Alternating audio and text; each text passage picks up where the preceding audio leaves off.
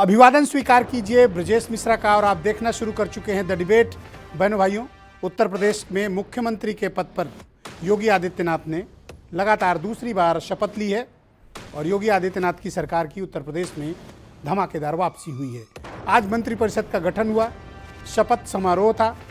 कई जगह बहुत चौंकाने वाली ये लिस्ट लेकर भारतीय जनता पार्टी सामने आई। मुख्यमंत्री योगी आदित्यनाथ के अलावा 2 डिप्टी चीफ मिनिस्टर बनाए गए।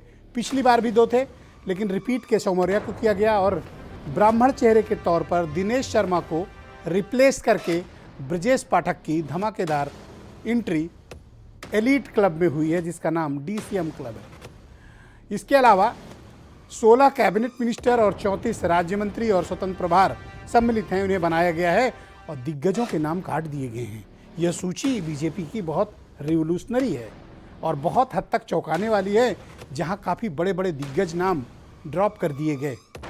तो बीजेपी की ये लिस्ट, बीजेपी की ये सूची 2024 में पार्टी के कामकाज और उनकी राजनीति के तौर तरीकों को बताने वाली है। आज हम इस विषय पर चर्चा करेंगे कि क्राइटेरिया, आधार, परफॉर्मेंस, भविष्य की राजनीति और मंत्रिपरिषद में pick and choose and rejection, इस मसले पर बात करेंगे। बहनों भाइयों, आज जब लखनऊ के अटल बिहारी वाजपेयी इकाना स्पोर्ट्स स्टेडियम में मुख्यमंत्री योगी आदित्यनाथ ने लगातार दूसरी बार शपथ ली, तो उत्तर प्रदेश की राजनीति में एक नया इतिहास का सृजन हुआ। ये इतिहास लगातार दूसरी बार किसी पार्टी की सत्ता में वापसी और लगातार दूसरी बार किसी का मुख्यमंत्री पद पर शपथ लेना, ये अपने आप में उत्तर प्रदेश के 37 सालों के इतिहास में पहली मर्तबा हुआ है। लेकिन इससे भी ज़्यादा चौंकाने वाली बात यह रही है जो मंत्रिपरिषद का गठन हुआ। इस मंत्रिपरिषद में हालांकि कल तक ये अपेक्षा थी कि अधिकांश पुराने नाम रिपीट किए जाएंगे, डिप्टी सीएम भी दोनों रिपीट किए जाएंगे। केशव मौर्य तो रिपीट हुए, लेकिन दिनेश शर्मा ड्रॉप कर दिए गए और उन्हें रिप्लेस किया गया ब्रजेश पाठक से। ब्रजेश पाठक पिछली सरकार में कानून मंत्री रहे हैं, लखनऊ से दूसरी बार विधायक चुने गए हैं। इसके पहले भी उनका बड़ा राजनीतिक कैरियर रहा है और ब्रजेश पाठक ब्राह्मणों की राजनीति का आक्रामक चेहरा माने जाते हैं। तो ऐसा प्रतीत होता है कि ब्राह्मणों को मनाने के लिए बीजेपी ने दिनेश शर्मा के मुकाबले ब्रजेश पाठक पर दांव लगाना ज़्यादा बेहतर समझा। और पार्टी के लॉयलिस्ट भी बताते हैं कि ब्रजेश पाठक का कद बढ़ना बहुत स्वाभाविक है, क्योंकि पिछले 5 साल उन्होंने ब्राह्मणों की राजनीति के साथ साथ जन सेवा के तमाम कार्य करके एक अप्रतिम उदाहरण उत्तर प्रदेश में प्रस्तुत किया था। शायद उसका इनाम ब्रजेश पाठक को मिला और वफादारी के साथ वो, जब पूरी बीजेपी में भगदड़ मची हुई थी, उस वक्त वो जनवरी के महीने में बीजेपी के ही साथ मजबूती से खड़े रहे। शायद ब्रजेश पाठक को इसका इनाम उप मुख्यमंत्री के पद पर भेजकर हासिल किया है। हालांकि तमाम और सीनियर मिनिस्टर्स थे, लेकिन उसके बावजूद ब्रजेश पाठक का प्रमोशन कई मामलों में बीजेपी की ब्राह्मण पॉलिटिक्स का एक बड़ा हिस्सा माना जा रहा है। इस बार की जो कैबिनेट है उसमें महत्वपूर्ण अंश ये है कि ओबीसी समाज और शेड्यूल्ड कास्ट समाज और युवा वर्ग को अधिक प्राथमिकता दी गई है राज्य मंत्री और स्वतंत्र प्रभार के मामले में। इस कैबिनेट के जरिए ही 2024 साधने की कोशिश बीजेपी करेगी। हालांकि जो बहुत अपेक्षित बात थी कि पुरानी कैबिनेट में तमाम परफॉर्मर मिनिस्टर्स थे, उनको हटाए जाने को लेकर भी तमाम प्रश्न चिन्ह खड़े हो रहे हैं। उदाहरण के तौर पर महेंद्र सिंह, जिन्होंने जल शक्ति विभाग में बहुत अच्छा काम किया था, उनको हटाया जाने पर काफ़ी आश्चर्य व्यक्त किया जा रहा है कि महेंद्र सिंह जैसे परिश्रमी और मेहनती जल शक्ति मिनिस्टर को हटाया जाना, ये अपने आप में बेहद चौंकाने वाली बात है। दूसरा नाम है श्रीकांत शर्मा का। उत्तर प्रदेश में बीजेपी ने चुनाव लड़ा कि 24 घंटे बिजली हमने उपलब्ध कराई है, बिजली का इंफ्रास्ट्रक्चर ठीक किया है, लेकिन कैबिनेट में श्रीकांत शर्मा को नहीं लिया गया, उन्हें ड्रॉप कर दिया गया। ये भी फैसला चौंकाने वाला था। कारणों पे का पता नहीं, लेकिन कई दिग्गज नाम सम्मिलित नहीं किए गए, जिसमें मिसाल के तौर पर मैं आपको बताना चाहूँगा सतीश महाना, दिनेश शर्मा, सिद्धार्थनाथ सिंह, श्रीकांत शर्मा, महेंद्र सिंह, मोती सिंह, नीलकंठ तिवारी, जय प्रताप सिंह, ये हेल्थ मिनिस्टर हुआ करते थे, इन सबको ड्रॉप कर दिया गया है। राम नरेश अग्निहोत्री, मोहसिन रजा, रमापति शास्त्री, अतुल गर्ग, आशुतोष टंडन, लखनऊ पूर्वी वाले नगर विकास मंत्री, अशोक कटारिया, श्रीराम चौहान, जय कुमार जैकी, अनिल शर्मा, सुरेश पासी जैसे तमाम बड़े दिग्गज नेताओं को इस बार कैबिनेट में स्थान नहीं मिला है, मंत्रिपरिषद में कोई जगह नहीं मिली है। सवाल इस बात का है कि इन सब के पीछे बीजेपी की क्या राजनीतिक सोच है। ये जो मैं लिस्ट पढ़ रहा हूं जिनको मिनिस्टर्स बनाया गया है, इस बार की आपने लिस्ट देखी होगी। जनादेश आया 10 मार्च को और कैबिनेट गठित हुई, मंत्रिपरिषद ने शपथ ली 25 तारीख को। यानी कि इस सूची पर 1-2 दिन नहीं, 7 दिन नहीं, 10 दिन नहीं, पूरे के पूरे 15 दिन के मंथन के बाद ये मंत्रिपरिषद का रूपी अमृत सामने आया है। तो क्या ये जो 15 दिन का लंबा डिस्कशन चल रहा था उसके पीछे कारण ये है, या फिर कोई खींचतान, और या फिर महत्वपूर्ण नामों को ड्रॉप किया जा रहा था, तो इसको बैलेंस कैसे किया जाए, ये मसला था। हम आज इन सब विषयों पर बहुत खुलकर और विस्तार से चर्चा करेंगे। ये जो नई मंत्रिपरिषद बनी है, इसका प्रारूप क्या है, इसका क्राइटेरिया क्या है, और क्या यही कैबिनेट 2024 में भारतीय जनता पार्टी को उत्तर प्रदेश में चुनाव लड़ाएगी, या फिर इसमें भी कोई फेरबदल होगा। मेरे साथ आलोक अवस्थी हैं, भारतीय जनता पार्टी के सीनियर स्पोक्स पर्सन हैं। विजय उपाध्याय जी बहुत ही जाने माने पत्रकार हैं। संदीप त्रिपाठी उत्तर प्रदेश में कांग्रेस कमेटी के प्रवक्ता, और दीपक मिश्रा गठबंधन के प्रवक्ता हैं, पीएसपीएल को रिप्रेजेंट कर रहे हैं। सर्वेश मिश्रा आम आदमी पार्टी के प्रवक्ता हैं। अमिताभ भूषण जी दिल्ली से मुझे ज्वाइन कर रहे हैं, बहुत ही जाने माने पत्रकार। और वीरेंद्र सिंह जी हमारे स्टेट हेड, जो आज पूरे समय शपथ ग्रहण समारोह इकाना स्टेडियम में मौजूद थे। आलोक अवस्थी जी, कार्यक्रम की शुरुआत मैं आपसे करना चाहता हूं। बहुत स्वागत आपका। और आज आपकी पार्टी की नई कैबिनेट बनी, मंत्रिपरिषद ने शपथ ली, आपको इसके लिए बहुत बधाई। मैं जानना चाहता हूं कि ये जो नए मंत्रिपरिषद बना है, इस नए मंत्रिपरिषद के चयन का क्राइटेरिया क्या रहा? धन्यवाद ब्रजेश जी। आज उत्तर प्रदेश में बहुत वर्षों के बाद, दशकों के बाद जो है कोई सरकार रिपीट हुई है, और एक मुख्यमंत्री पूरा कार्यकाल पूरा करने के बाद दूसरा कार्यकाल उसको मिला है। तमाम किंवदंतियों को तोड़ा गया है कि नोएडा जो जाएगा वो बन नहीं सकता, उसको सरकार को बीच में ही उसको छोड़ कर जाना पड़ता है। सारे मिथकों को तोड़ करके सरकार के आई है, और हम इसी बल पर आए हैं कि हम जनता की सेवा करके आए हैं, और जनता ने हमारे किए हुए 5 सालों को देखते हुए हमको दोबारा से हमको मैंडेट दिया है। सीधी सी बात यह है कि भारतीय जनता पार्टी में सभी कार्यकर्ता हैं, भूमिकाएं कार्यों में बदलती रहती हैं। कभी संगठन में पदाधिकारी होते हैं, कभी उनको अन्य दायित्व दिए जाते हैं, कभी वो प्रदेश सरकार में मंत्री बनाए जाते हैं, और कभी जो है उनको नए दायित्व देने के लिए उनको जो है दूसरी जगह भेजा जाता है और नए कार्यकर्ताओं को मौका दिया जाता है।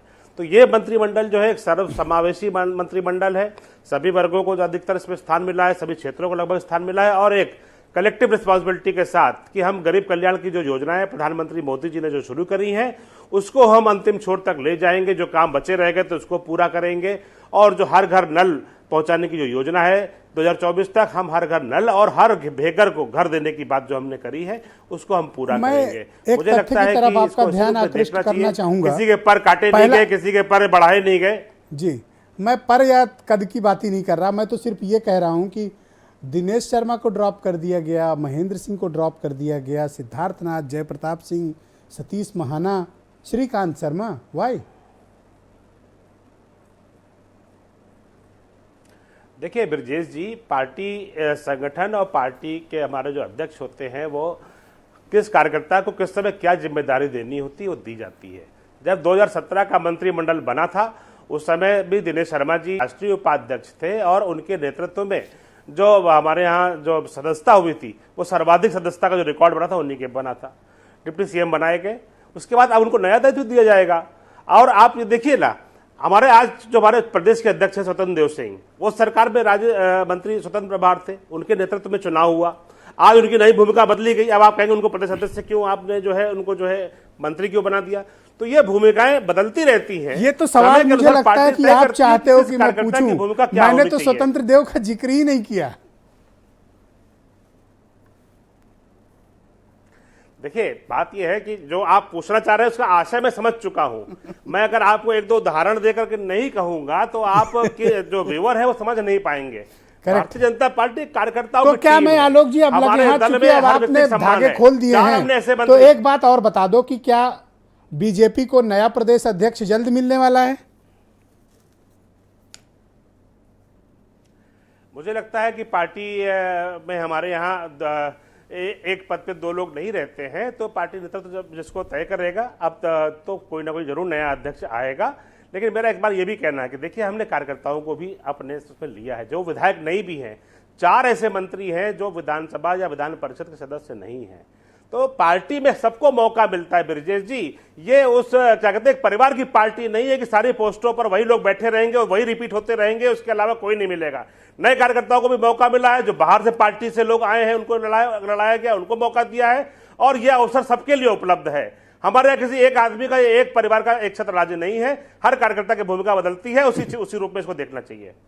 ऑलराइट, मैं दीपक मिश्रा को आमंत्रित करता हूं, गठबंधन में पीएसपीएल को रिप्रेजेंट कर रहे हैं। दीपक जी शुक्रिया आपका। नई कैबिनेट ने आज शपथ ले ली है। जी जी जी जंबो बड़ा मंत्रिपरिषद गठित हुआ है। जी जी जी लेकिन जिन सवालों से आलोक जी बच रहे हैं, मसला ये है कि बड़े बड़ों को मतलब उन्हें जिन्हें हटाया गया उन्हें खुद यकीन नहीं होगा कि उन्हें भी हटाया जा सकता है। जी जी जी सरप्राइजिंग लिस्ट है, मतलब बहुत चौंकाने वाली सूची है। मैं समझ नहीं पाया क्यों। नहीं, भारतीय जनता एक बात जोड़ दूं ब्रजेश जी, बस देखिए, आलोक जी नहीं, एक सेकंड, कुछ आलोक जी कहना चाहते हैं, उनकी बात देखिए आप जी बोले आलोक जी।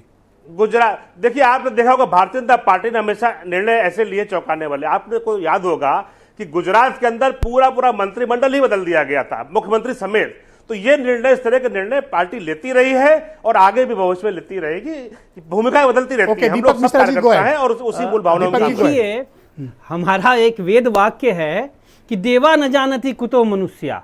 तो भारतीय जनता पार्टी का शीर्ष नेतृत्व यानी हमारे दो गुजराती महाप्रभु क्या निर्णय लेंगे ये किसी से पूछना थोड़ा ही है। मोदी नाम केवलम माने भाजपा है, उन्हें जो भी चेहरा हल्का सा भी अटपटा सा लगा हटा दिया। सबसे बड़ी बात यह है कि आप देखिए पिछली सरकार के आधे से ज़्यादा मंत्रियों को तो जनता ने हटा दिया। भाई तो देखो तुम्हारा कामकाज ठीक नहीं था, विश्राम कीजिए महोदय। और आधे को प्रवास पे भेज दिया योगी सरकार के दूसरी कार्यकाल ने। सबसे बड़ी बात मैं पूछना चाहता हूं मान्यवर, यह बताया जाए कि भारतीय जनता पार्टी खासकर उत्तर प्रदेश में एक समय के बाद क्यों नेताओं के पर काट दिए जाते हैं। और एक बात और बता दूं, बेवफा जमाने का जिक्र कर रहा था मैं, आप क्यों खफा हुए? बात थी जमाने की। आदरणीय आलोक जी खुद ही कहने लगे कि ये मत सोचिए कि किसी के पर कतरे जा रहे हैं। एक सेकंड रुको ना, आपने ये मंत्रिपरिषद में कौन मंत्री रहेगा? मुख्यमंत्री का विशेषाधिकार है। लेकिन ये आप क्यों ये विलाप कर रहे हो? नहीं, हम विलाप थोड़ी कर रहे हैं, विलाप तो आदरणीय आलोक जी कर रहे हैं। पहले ही बताने लगे कि ये मत समझिए कि उनके पर काटे जा रहे हैं।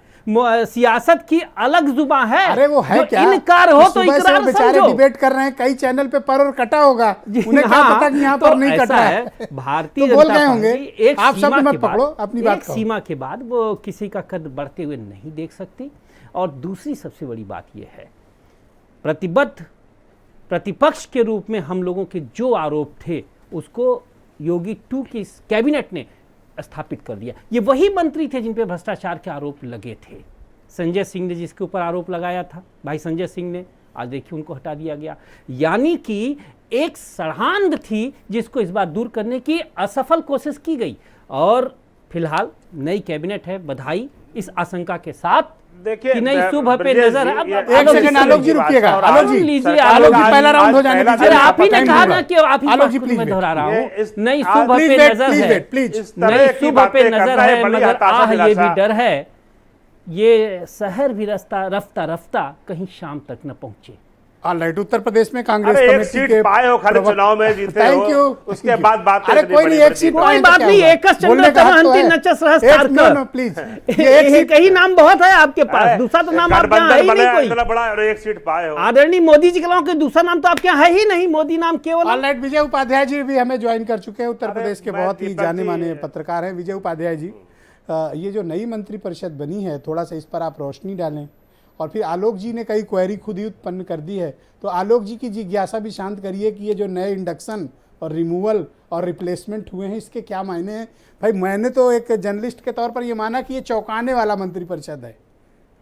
ब्रजेश भाई, बीजेपी हमेशा चौंकाती है, चाहे जब मंत्रिमंडल का विस्तार होता है तो कौन से नाम शामिल होंगे हम लोग कुछ अंदाजा लगाते हैं और नाम कोई निकल के आता है।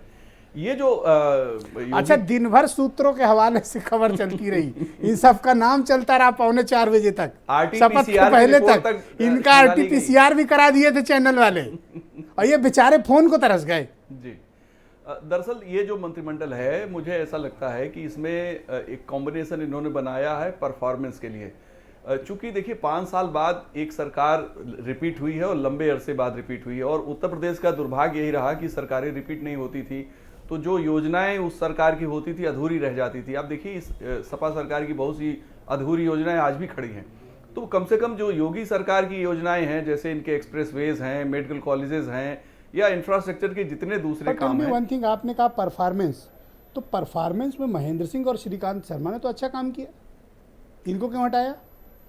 नहीं, कुछ कारण होंगे, और उनकी महेंद्र सिंह जी की परफॉर्मेंस पे सवाल भी थे ब्रजेश जी। सिर्फ अच्छी परफॉर्मेंस उनकी नहीं थी, बल्कि सवाल भ्रष्टाचार भी के भी आरोप लगे थे। और इसलिए जो सवाल थे वो बहुत महत्वपूर्ण थे। मुझे लगता है कि बीजेपी उन सवालों का जवाब नहीं देना चाहती होगी, क्योंकि सुनने में तो यहाँ तक आया है, पुख्ता जानकारी नहीं मेरी, कि लोकायुक्त तक मामला गया है। पर मुझे एक बात बताओ आप, ये दिनेश शर्मा का कैसे, मतलब ये क्या हुआ?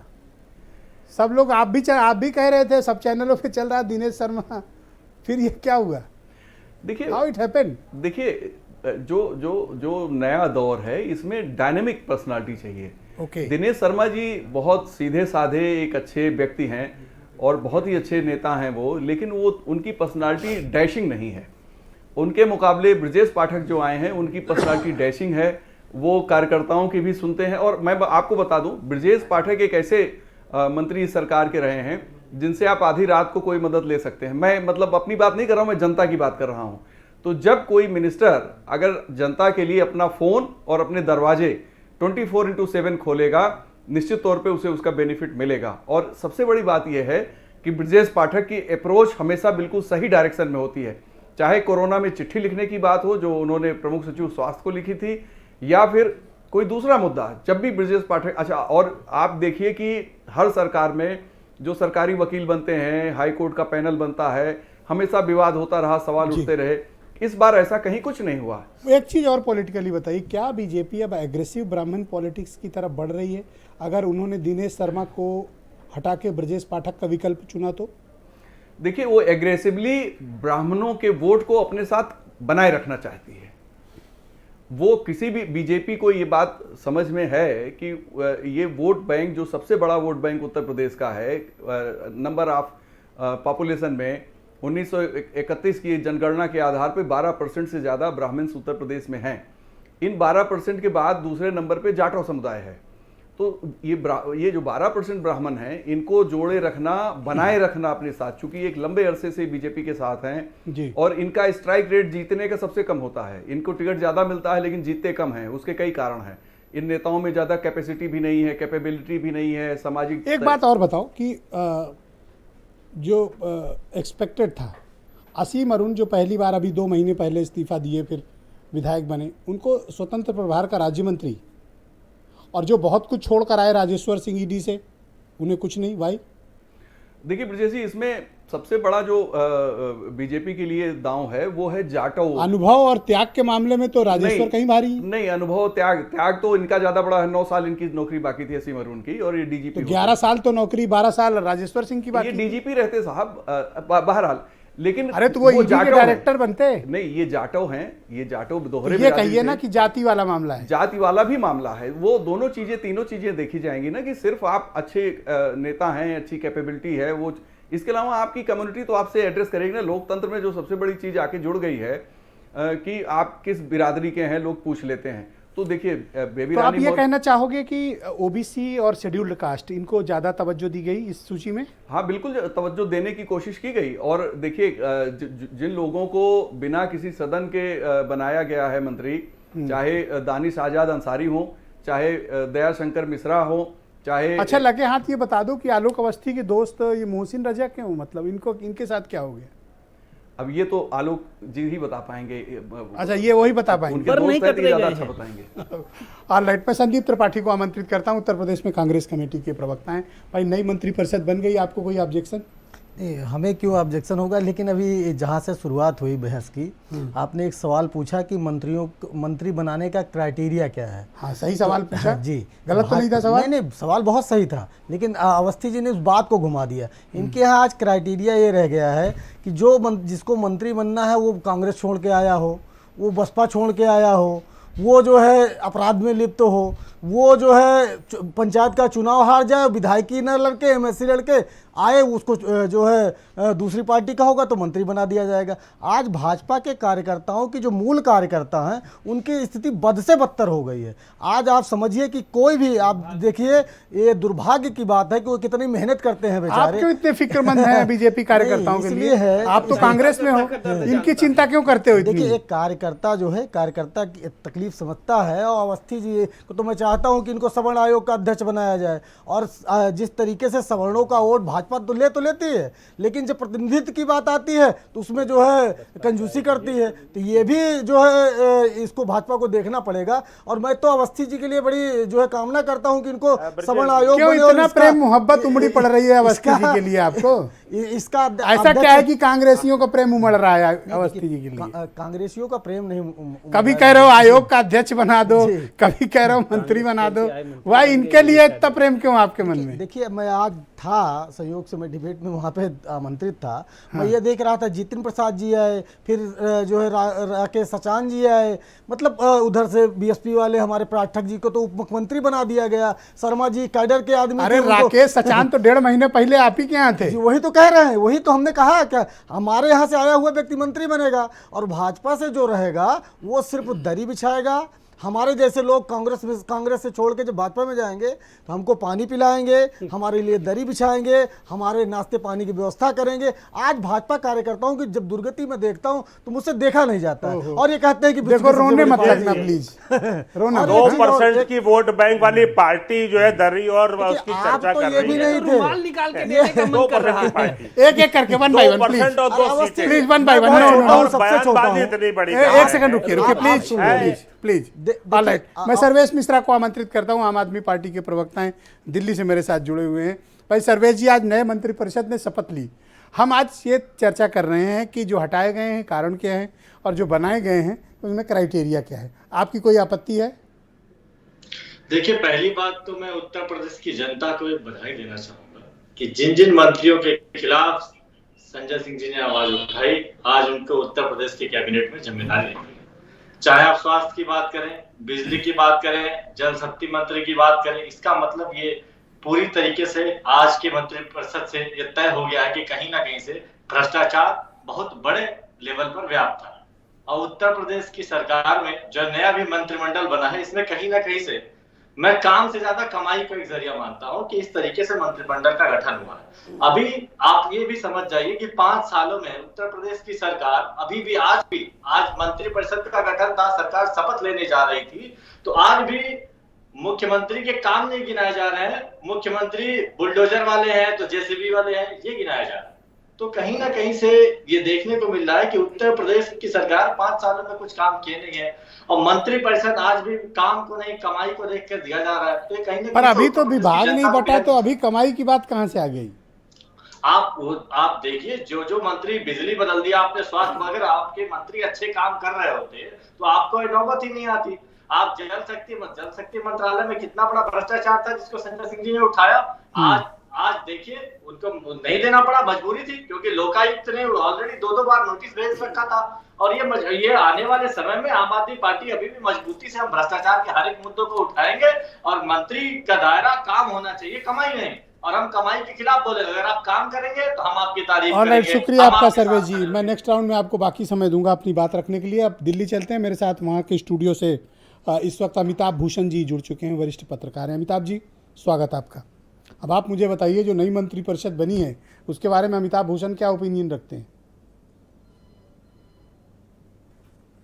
मुझे ऐसा लगता है कि नया मंत्रिपरिषद जो है वो 2024 को ध्यान में रख के बनाया गया है और जातीय संतुलन क्षेत्र के आधार पर जो उत्तर प्रदेश की भौगोलिक संरचना है उसको भी ध्यान में रख के नई कैबिनेट बनी है। और संभव है कि इसमें केंद्र की बीजेपी, राज्य की बीजेपी, प्रधानमंत्री और मुख्यमंत्री योगी आदित्यनाथ सबने मिलकर कोशिश ये की है कि जो टूल वाले लोग हैं, टूल वाले विधायक हैं, चाहे जाति के स्तर पर हों, शैक्षणिक योग्यता के स्तर पर हों या फिर संगठन में पकड़ दखल के हिसाब से हों, वैसे लोगों को मंत्रिपरिषद में लिया जाए और जो स्टूल मंत्री थे उनको बाहर रखने की कोशिश, कवायद बहुत साफ तौर पर इसमें दिखी है। कुल मिला के मंत्रिपरिषद बड़ा है, जंबो मंत्रिपरिषद है और ये कितना परफॉर्मिंग होगा इस पर ध्यान होगा। आज चूंकि नई परिषद बनी है तो सब इस सूची में आपको क्या खास बात दिखी जिसको आप मानते हैं कि ये उल्लेखनीय है?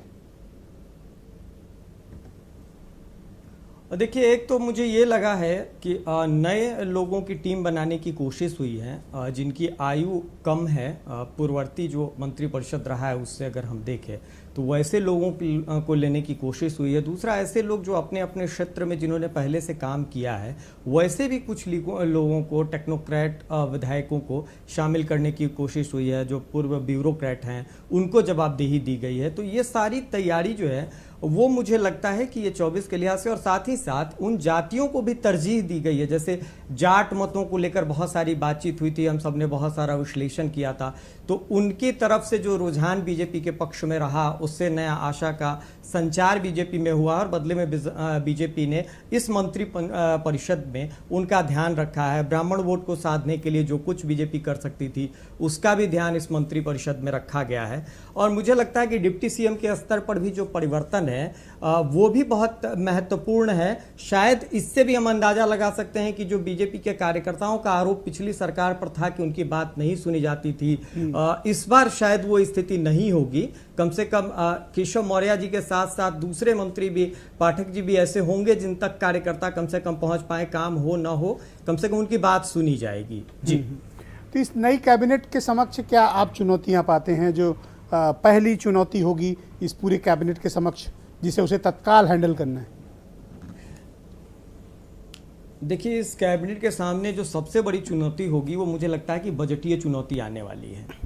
बजट की चुनौती का जिक्र इसलिए भी है कि 57,000 करोड़ अतिरिक्त बजट चाहिए जो अभी लोक कल्याण संकल्प पत्र बीजेपी ने घोषित किया था उसको पूरा करने के लिए। जो पुरानी योजनाएं थी उनमें भी राशियों में इजाफा किया गया था, मसलन कन्या सुमंगल योजना बहुत इंटरेस्टिंग नाम इस सूची में है जो चर्चा से बच गया है, और मैं उस नाम को सेंटर स्टेज पे लाना चाहता हूं, अरविंद कुमार शर्मा। जी जी, निश्चित तौर पर अरविंद कुमार शर्मा का नाम इसलिए महत्वपूर्ण है कि चर्चा ये हुई थी निश्चित तौर पर, और जो मेरी अपनी समझ कहती है कि संभव है कि उनको शायद व्यापार से संबंधित, उद्योग से संबंधित या अर्थ से संबंधित कोई भूमिका मिले। क्योंकि आपके ध्यान में होगा ब्रजेश जी कि जो पूरा गुजरात मॉडल और गुजरात में जो प्रवासियों का कार्यक्रम हुआ, बिजनेस समिट की शुरुआत हुई, तो उस सब के पीछे जिस व्यक्ति की चर्चा हुई थी वो अरविंद कुमार शर्मा थे। और जिस तरीके से वो इस्तीफा देकर जी, आप बहुत सन्नाटा खींचे थोड़ा अरविंद शर्मा पर, आपने कट लिया, आपने बोला नहीं कुछ। नहीं, आप पूछेंगे तो जरूर आप बताइए कि अरविंद शर्मा का फाइनली इंडक्शन हो गया। ये महत्वपूर्ण इंडक्शन है और लंबे समय से, वही मैं देख रहा हूँ, महत्वपूर्ण पॉइंट आप छोड़ दे रहे हो आज। असल में मंत्रिमंडल में कई चीजें महत्वपूर्ण है। हाँ, मतलब ढेर सारे points, I do agree with you. दो जाट जब जाटव शामिल हुए, दो जाटव, एक असीम अरुण जी, जो थोड़ा सा अरविंद कुमार शर्मा का बैकग्राउंड बताएं कि इनके इंडक्शन को आप किस तरह से देखते हैं। देखिए, मुझे ऐसा लगता है कि केंद्र सरकार ने कई ब्यूरोक्रेट्स को अपने मंत्रिमंडल में जगह दी और सिर्फ उसका जो आधार बनाया परफॉर्मेंस, क्योंकि आजकल ऐसे नेताओं की बहुत कमी हो जा रही है जो नियमों को, कानूनों को और विभाग को अच्छे से समझते हैं। बहुत ही आसान वाली पॉलिटिक्स है। हम लोग इस बात को सुनते हैं, हेमवती नंदन बहुगुणा फाइल खुद पढ़ते थे और ऐसी नोटिंग लिखते थे कि उसका कोई तोड़ किसी के पास नहीं होता था। खैर, ये किस्से हैं, लेकिन अभी भी आप देखिए मंत्री विभागों के अपने सचिव पर, प्रमुख सचिव पर इतना ज़्यादा निर्भर होता है कि वो समझ ही नहीं पाता कि उसे करना क्या है।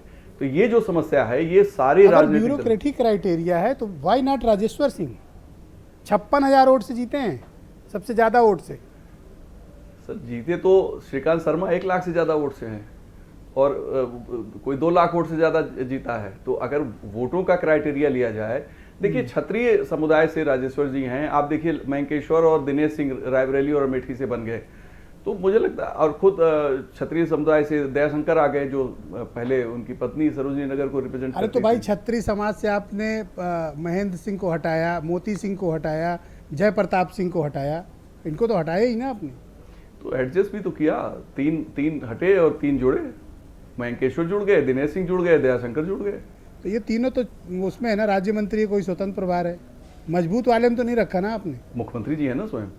ओके, ये कहना चाह रहे थे आप काफी देर से। नहीं, मैं नहीं कहना, मैं समझ गया आपकी बात। नहीं, मैं, आप मेरे ऊपर थोपिए मत लेकिन लेकिन क्या है कि इन्होंने गुलदस्ता बनाया है। ओके, और जब गुलदस्ता बनाया उसमें तो सारे तरीके के उन्होंने, वही मैं सोच रहा था काफी देर से, कई एंगल से पूछ के, ताकि आप सही वाली बात बता। नहीं ओके, मैं बीरेन जी को आमंत्रित करता हूँ। बीरेन जी, आज सुबह से लेकर देर शाम तक इकाना स्पोर्ट्स स्टेडियम में रहे, शपथ ग्रहण का पूरा कार्यक्रम कवर किया, सबसे मुलाकात की। क्या स्पेशल रहा बीरेन जी जो आप हम सबसे साझा करना चाहते हैं इस मंत्रिपरिषद को लेकर?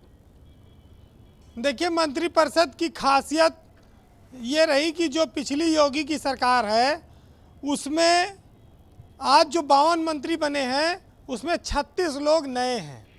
ओके, सबसे बड़ी बात यह है कि 11 मंत्री चुनाव हार गए थे, 3 मंत्री पार्टी छोड़कर चले गए थे और 22 मंत्रियों को दोबारा मंत्री नहीं बनाया गया। ये टोटल संख्या 36 बनती है, तो 52 में 36 लोग नए हैं, ये बहुत बड़ी बात है। और 15 दिन का जो समय लगा बीजेपी को मंत्रिमंडल बनाने में, और जिस तरह से मंत्रिमंडल इस बार गठित हुआ है, ये दर्शाता है कि काम, चरित्र, आचरण, ईमानदारी और जाति, सब चीज़ों पर विशेष ध्यान दिया गया है। अगर काम के मुकाबले देखेंगे तो ब्रजेश पाठक को उसका इनाम मिला है, जो उत्तर प्रदेश में अगर मंत्रियों में कोई सबसे अधिक काम करने वाला आदमी था, और कोरोना काल में जिन्होंने अपने घर से लेके पूरे शहर में खाने की व्यवस्था से लेके दवा और एडमिट कराने में लोगों में जो योगदान दिया, एक लोकप्रिय मुख्यमंत्री के तौर पर ब्रजेश पाठक को उनके काम का इनाम मिला। ये बीजेपी नेतृत्व ने उसको महसूस किया।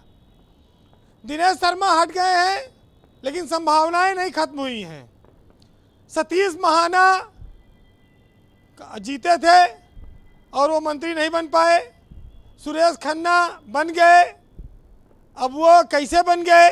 जय प्रताप सिंह, सिद्धार्थ नाथ सिंह, अशोक कटारिया, राम नरेश अग्निहोत्री, रमापति शास्त्री, ये सब इंतजार करते रहे, फोन आ जाए, बुला लिया जाए, हो सकता है, मंत्री नहीं बन पाए।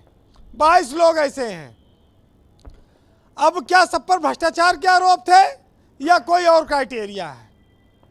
महेंद्र सिंह जो योगी सरकार में काफ़ी ताकतवर और अहम मंत्रालय रखते थे, काफ़ी मेहनती मंत्री माने जाते थे, उनको भी इस बार मौका नहीं दिया गया। अब ये बीजेपी नेतृत्व जानता होगा ऐसा क्यों हुआ, लेकिन जो लोग बने हैं उनसे ये उम्मीद की जाती है वो उत्साह से काम करेंगे। अभी बात आई कि श्रीकांत शर्मा ने बिजली विभाग में अच्छा काम किया था। उत्तर प्रदेश में योगी सरकार ने जो बिजली सुधार किया, जिस बिजली के लिए गाँव में और बिजली केंद्रों पर लाठियाँ चलती थी, उसमें काफ़ी अंतर आया, लेकिन श्रीकांत शर्मा को पद गंवाना पड़ा। अब ये क्यों हुआ, ये लोग देखें। स्वतंत्र देव सिंह, बेबी रानी मौर्य, धर्मपाल सिंह, अरविंद शर्मा, ब्रजेश जी, बहुत बड़े बड़े नाम इस बार मंत्रिमंडल में आए। पर एक तथ्य और है जो आलोक अवस्थी बता नहीं रहे हैं, 52 में 8 मंत्री ब्राह्मण हैं, सबसे ज्यादा। नहीं, इस ये बार बात सही मतलब है। इस समाज पर बड़ा जोर है, लग रहा है। देखिए, ब्रजेश मैं अभी पाठक लिस्ट को काउंट ब्राह्मण किया, 8 हो समाज- चुके हैं। बीजेपी ने देखिए एक संकेत दिया है कि ब्राह्मण समाज में जो भी नेतृत्व होगा वो ब्रजेश पाठक को वो उनके रूप में वो देखती है। अगर दिनेश शर्मा प्रदेश अध्यक्ष बनाए जाते हैं तो ये कॉम्बिनेशन और बेहतर करेगी बीजेपी। वो अभी भविष्य में है, अभी विधानसभा अध्यक्ष का चुनाव बचा हुआ है। हो सकता है कि रमापति शास्त्री या सतीश महाना या कोई और आदमी बना दिया जाए विधानसभा अध्यक्ष का। अब जो मंत्री नहीं बना है वो कुछ से तो संतोष करेगा कि कहीं कुछ तो मिल जाए। तो स्पीकर के लिए 2 इंपॉर्टेंट नाम आप बता रहे हैं, सतीश महाना का और रमापति राम शास्त्री का।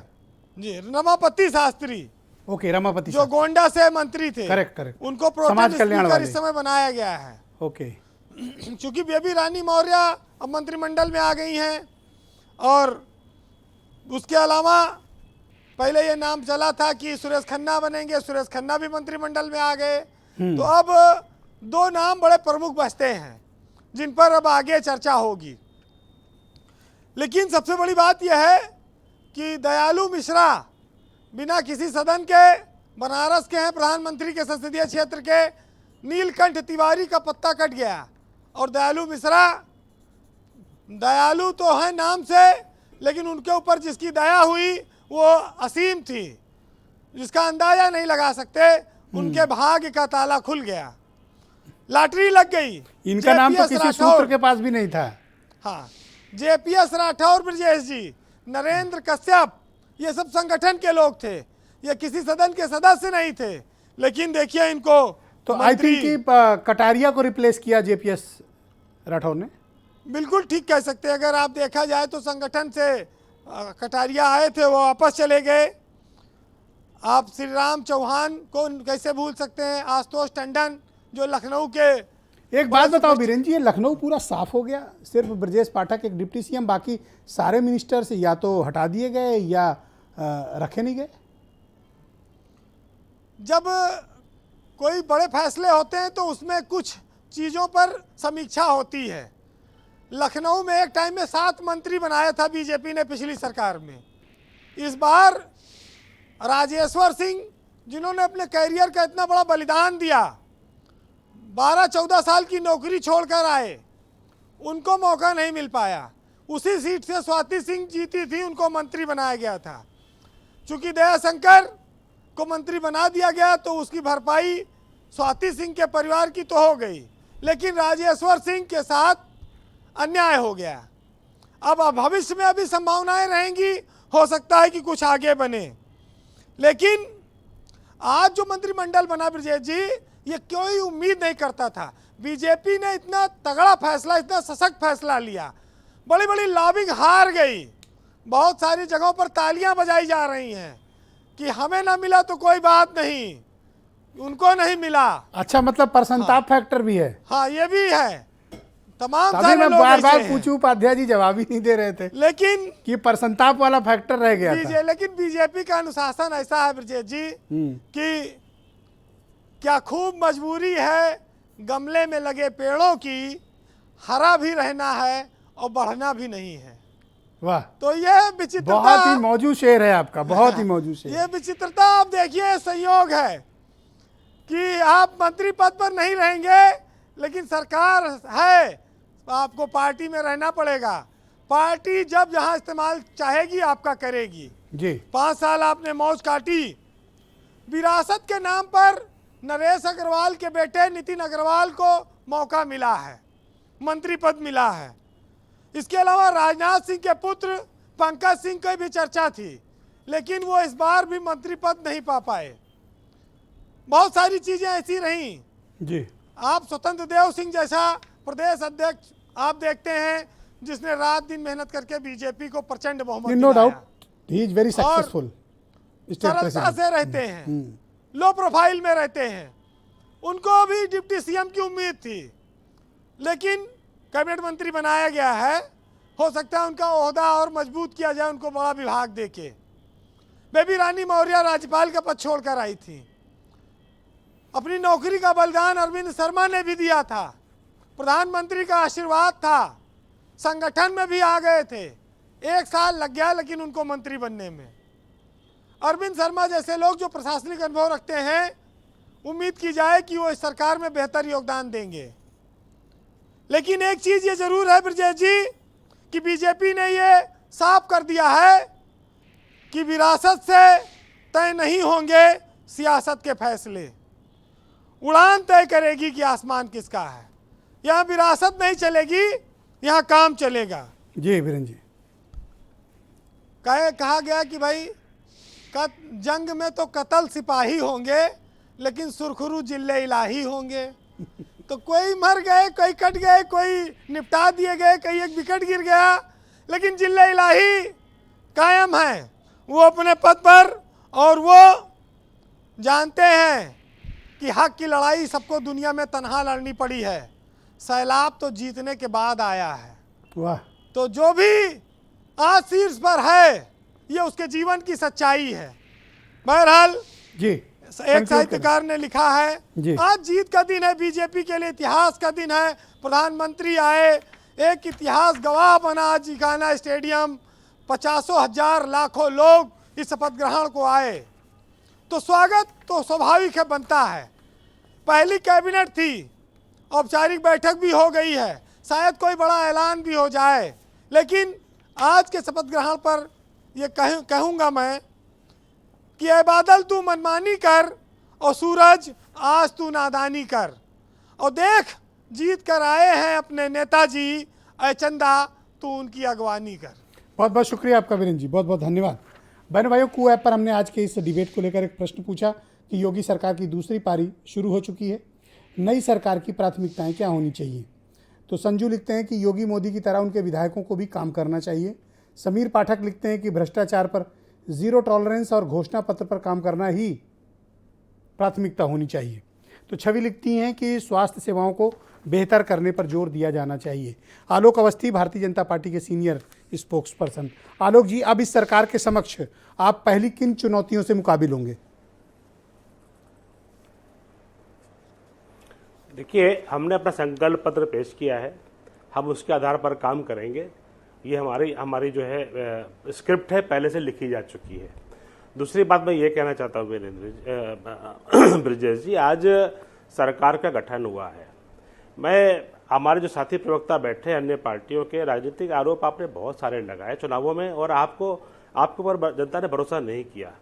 मेरा इतना ही कहना है कि छोटे मन से कोई बड़ा नहीं होता और टूटे मन से कोई खड़ा नहीं होता। ये अटल जी की कविता थी, इसको कंठस्थ करिए और जोर से लाइए, अपनी झूठ को और फैलाने का प्रयास करिए, कोई दिक्कत नहीं है। हम अपने सत्य के आधार पर जनता के बीच में खड़े होंगे और जनता की सेवा करते रहेंगे। ये बात जान लीजिए। एक नसीहत के रूप में मैं कहना चाहता हूं कि पार्ट टाइम पॉलिटिशियंस के लिए इस देश के में अब कहीं कोई स्थान नहीं है। अगर आपको जनता का विश्वास जीतना है तो जनता के बीच में 365 दिन 24/7 रहना पड़ेगा। तब आपको जो है इस जो जमानतें जब्त हो रही है, एक पार्टी की जमानत पूरी जब्त हुई है, एक पार्टी 2% सीट पर आ गई है, तो ये नौबत नहीं आएगी। मेरा इतना ही सुझाव है। मैं बहुत कटुता वाली बात नहीं कहना चाहता हूँ, आज का दिन इस तरह का नहीं है, लेकिन आप लोगों ने चूंकि ऐसी बातें कह दी तो मन थोड़ा सा द्रवित हुआ है। हमें जनता ने भरोसा दिया, हम किसी की कृपा से नहीं आए हैं, जनता की सेवा करके आए हैं और एक पार्टी को जनता लगातार मैंडेट दे रही है। कभी इस पर विचार करके देखिए जनता क्यों हमारे साथ में खड़ी है। लगातार आप 2014 से चुनाव क्यों सारी पार्टियां हार रही हैं? क्योंकि हमारे पास ईमानदार नेतृत्व है, हम रिस्पॉन्सिबिलिटी तय करते हैं, हम डिलीवरी कंफर्म करते हैं कि जनता तक जो है सरकार की नीतियां पहुंचे। हम लफाजी नहीं करते हैं, हम काम करते हैं और हमारे काम को आप यहां पर बैठ कर टीवी चैनल पर बैठ करके अगर आप इस तरह से अपमानित करेंगे तो जनता उसका जवाब फिर आपको जनता उसमें देगी। दीपक मिश्रा, अब आपके समक्ष आप सरकार से मुकाबिल कैसे होंगे? और कल आपकी पार्टी में विधानमंडल दल की बैठक है, तो लगे हाथ बता दीजिए कि नेता प्रतिपक्ष कौन होगा जो उत्तर प्रदेश के मुख्यमंत्री यानी नेता सदन का मुकाबला करेगा? नेता प्रतिपक्ष वह होगा जो इनकी सरकार के ऑटोक्रेटिक रवैये को अंकुश लगाएगा, जो लोहिया और लोकबंधु की परंपरा को आगे बढ़ाएगा। नाम तो कल स्पष्ट हो जाएगा, आप जानते भी हैं, आप इस पर डिबेट भी कर चुके हैं। खैर, तकनीकी कारणों से भी बताना ठीक नहीं है, लेकिन एक बात मैं स्पष्ट करना चाहूंगा। अरे जब नेता सदन तय था कि विधानमंडल दल एक बात मानिए, बड़ा सवाल आज मुझे तो प्रतिपक्ष में सबको पता है कि आजमगढ़ छोड़ा अखिलेश यादव ने, तो नेता प्रतिपक्ष वही बनेंगे। आज मुझे ये कोई रॉकेट साइंस थोड़ी है, बिल्कुल कोई जेम्स बॉन्ड खोज के लाएंगे क्यों उपाध्याय? लेकिन वो कुछ नहीं, कुछ तो बाग में शहर के आदाब हुआ करते हैं, फूल को छूकर नहीं देखा जाता। कल अपने आप वो इस पर चर्चा होगी, आप डिबेट भी करेंगे। आज मुझे अच्छा लगा, आज आलोक जी ने कहा कि इनकी पार्टी सच भी बोलती है, अच्छा लगा, भाजपा सच भी बोलती है। दूसरा मुझे अच्छा लगा कि विपक्ष लफाजी कर रहा है। अरे मान्य मरबूत हमको कहे काफिर अल्लाह की मर्जी। खैर छोड़िए, 5,11,000 करोड़ रुपए का जो कर्ज उत्तर प्रदेश पर है, इनकी सरकार की लोक लुभावनी घोषणाओं कितनी सीटें पाए हो दीपक जी? अरे ये सब छोड़िए, यही बात हो गई। अरे मान्यवर, जनादेश हमें मिला है प्रबल प्रतिपक्ष के रूप में। अब ये जनादेश का सम्मान नहीं कर रहे हैं। एक बात स्पष्ट कर दूं आलोक जी, आलोक जी शांत रहिए। मैं तो कहता हूं Deepak ji, one by one please. Debate बहुत सही जा रही है, बिल्कुल एक एक करके बोलिए। देखिए, अपनी बात खत्म करें दीपक जी। आलोक जी मेरे भाई हैं, जिस तरीके से इनकी पार्टी पूरे देश को डिरेल कर रही है, वैसे ये डिबेट को डिरेल करना चाह रहे हैं। एक बात मैं और कह नहीं जी, डिबेट बिल्कुल डिरेल नहीं होगी, आप चिंता नहीं कर पाएंगे ना। देखिए, हम लोग विपक्ष के रूप में हैं, आप शाश्वत प्रतिपक्ष के रूप में नहीं कर पाएंगे, ये चाहे जितना प्रयास कर लें। खैर, दूसरी बात मैं बता दूं, आप चिंता मत करो, डिबेट के नेता सदन में बिल्कुल आप डिबेट डिरेल नहीं होगी। आप मैं कह रहा हूं ना, तीसरा खंभा और दूसरा खंभा और चौथा खंभा बहुत। थैंक यू, बहुत शुक्रिया। विजय उपाध्याय जी, वो कौन से ऐसे फैक्टर हैं जिनको आपको लगता है कि इस कैबिनेट के लिए के चयन में बहुत महत्वपूर्ण रहे, बीजेपी ने जिन्हें चयन किया? देखिए, इसमें सबसे ज़्यादा जो महत्वपूर्ण है, एक तो सोशल इंजीनियरिंग और दूसरा अच्छी परफॉर्मेंस देने वाले नए लोग, जो पुराने जिनकी परफॉर्मेंस अच्छी थी उनको भी रिपीट किया है, और जो कुछ मंत्री चुनाव हार गए। 8 ब्राह्मण लाए हैं, कोई बात है? देखिए, मुझे लगता है कि अब महत्वपूर्ण ये है कि वाराणसी से दयाशंकर मिश्रा जी को लाया गया ब्राह्मण के तौर पे, और वो भी बिना किसी सदन के सदस्य होने नाते, तो एक मैसेज देने की तो कोशिश की है। और चूंकि एक बड़ा वोट बैंक है तो जाहिर है उसकी भागीदारी उसी हिसाब तो से इनके इश्यूज को एड्रेस किया जाएगा। बिल्कुल एड्रेस किया जाएगा। और देखिए, इसमें योग्यता भी मायने रखती है। आप किसी मंत्री को सिर्फ जाति के आधार पे भाजपा ने, मुझे नहीं लगता है कि शामिल किया है। भाजपा ने पहले उसकी योग्यता देखी है। योग्यता के माने क्या है? एक तो अपना विभाग अच्छा से चला ले, क्योंकि मंत्री का सबसे बड़ा दायित्व तो यही है, इसीलिए वो मंत्री बनता है। दूसरा, जनता को डिलीवरी दे, यानी जो योजनाएं हैं उनका सीधा लाभ कैसे जनता तक पहुंचे, बिना लीकेजेस के, बिना भ्रष्टाचार के। और जो भ्रष्टाचार के खिलाफ जीरो टॉलरेंस पिछली सरकार में था, इस सरकार में भी कंटिन्यू करेगा। तो उस पर बहुत ज़्यादा मुझे लगता है कि पार्टी ने महत्व दिया है कि जो। Thank you Upadhyay ji. संदीप जी, आप मुझे बताइए, अभी तो सरकार का गठन हुआ है, थोड़ा वक्त इनको कामकाज का आपको देना चाहिए, बजाय इस बात पे कि अभी से उंगली उठाना शुरू। देखिए, बिल्कुल कामकाज का वक्त देना चाहिए, लेकिन एक चीज़ आप ये भी समझिए कि ये रिपीट कर रहे हैं, कोई नई सरकार नहीं बना रहे हैं, पहले भी थे और इनको सिर्फ कंटिन्यू करना है। तो रही बात अभी लाए हैं जी, हाँ जी, बहुत अच्छी बात है। 36 लेके आए, इनके पास पुराने जो और आपके समाज के भी 8 लाए हैं जी, हमारे समाज के लेके आए हैं, इनको बधाई देता हूं, लेकिन उनको काम करने देंगे, वो जो है तानाशाही रवैया नहीं अपनाएंगे, ये कृपा ये भी बनाए रखें। अवस्थी जी, अभी आपने कहा कि आपका दिल द्रवित हो गया, दिल द्रवित मत हो। अभी आपने एक बात और कही कि जो है पहले जो है जो भी थे, आप तो अवस्थी जी के पर्सनली पीछे लग गए। नहीं, पर्सनली नहीं, तो उनको एड्रेस कर रहे हो, मेरे से बात करो ना जी। अच्छा ठीक है, भाजपा के मेरे से बात करो, मैं उन तक अपना वोट बैंक देख के। भाजपा के हमारे मित्र अभी द्रवित हो गए, भाजपा के हमारे मित्र द्रवित हो गए, तो द्रवित मत होइए। आप ये समझिए, आप ये कहते हैं, जब ये कोई चीज़ कहते हैं कि 2014 और 17 के बाद स्टार्ट हुई, तब आप अटल बिहारी वाजपेयी जैसे लीडर को दरकिनार करते हैं। ये बड़ी जो है, मैं समझता हूँ कि लोकतंत्र के लिए बहुत। पहले बीजेपी में रहे हो क्या त्रिपाठी जी? जी नहीं, मैं नहीं हूँ, मैं जनजाति कांग्रेसी हूँ। अच्छा, लेकिन ये पूछा, मतलब डाउट हुआ मेरे को, हो सकता है। देखिए, आप समझिए, अटल जी का सम्मान है, अटल जी का सम्मान है, हर कोई करता है। डाउट हुआ भाई, पूछ लिया तो इसमें अच्छी बात है, आप बड़े हैं, सहानुभूति तो आलोक जी के साथ भी है। आप एक चीज और आप समझिए, आप जो है अटल बिहारी वाजपेयी जी का अपमान करते हैं, कल्याण सिंह जी का अपमान करते हैं, आप राजनाथ सिंह जी का अपमान करते हैं। जब आप ये कहते हैं कि 2017 से सब कुछ हुआ, उसके पहले कुछ नहीं हुआ, तब ये सब बातें आपको करने के पहले ये सोचना चाहिए कि आप भी पहले थे। और अभी एक बात और, अभी हमारे जो है, कंक्लूड करें प्लीज, वक्त कम है। मैं ये ठीक है, बस सीधा आता हूँ। हाँ, सीधे आओ जी। आज बहुत सीधे आ रहे हो। मैं सीधा ये चाहता हूँ कि सीधे आओ जी, जिस तरीके से बेरोजगारों पर आपने पिछले 5 वर्ष लाठी चलाई है, आप कृपया इसको दोहराइए मत। आप रोजगार दीजिए लोगों को, और जो आपने जो है जो व्यवसायी बैठाले हैं, उनसे कुछ यहाँ पर फैक्ट्रियां लीजिए, उनसे चंदा लेने के अलावा यहाँ पर कुछ लगाइए। क्या आम आदमी पार्टी अब उत्तर प्रदेश में रहेगी, रुकेगी, लड़ेगी, विपक्ष की भूमिका निभाएगी, या दिल्ली वापस?